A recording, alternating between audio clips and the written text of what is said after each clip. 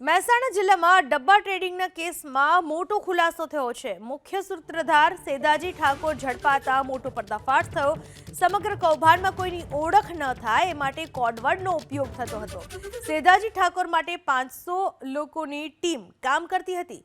પોલીસે સેદાજી ઠાકોરની ધરપકડ કરી 12 દિવસના રિમાન્ડ મેળવ્યા છે। ડબ્બા ટ્રેડિંગનું આખું નેટવર્ક મહાભારતના પાત્રોના કોડવર્ડથી ચાલતું। મહેસાણા જિલ્લામાં ડબ્બા ટ્રેડિંગનું નેટવર્ક મહાભારતના ગુરુદ્રોણ, અર્જુન, ભીમ, સહદેવ, યુધિષ્ઠિર અને નકુલ સહિતના પાત્રોના કોડવર્ડથી ચાલતું હોવાનો ખુલાસો એલસીબીના રિમાન્ડમાં રહેલા કરોડોના ડબ્બા ટ્રેડિંગ નેટવર્કના માસ્ટરમાઇન્ડ સેંધાજી ઠાકોરે કર્યો। ડબ્બા ટ્રેડિંગનું નેટવર્ક ચલાવનાર મુખ્ય સૂત્રધાર સેંધાજીને ગુરુદ્રોણ કહીને બોલાવવામાં આવતો હતો, જ્યારે ડબ્બા ટ્રેડિંગમાં બેંક એકાઉન્ટ, કોન્ટેક્ટ લિસ્ટ, મોબાઈલો આપવા સહિતની કામગીરી કરનારને અર્જુન કહેવાતો હતો।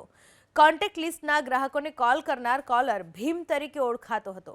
સમગ્ર નેટવર્કમાં હિસાબ સહિતની મેનેજરની ભૂમિકા ભજવનાર યુધિષ્ઠિર કહેવાતો, જ્યારે ગ્રાહકોનો કોન્ટેક્ટ લિસ્ટ અન્ય જગ્યાએ પહોંચાડવું, ટ્રાન્ઝેક્શન થયેલા કે આંગળિયા પેઢીમાં આવેલા રૂપિયા ઉપાડવા સહિતના ટોપાટિયાનું કામ કરનાર પંટરને નકુલ તરીકે ઓળખવામાં આવતો હતો।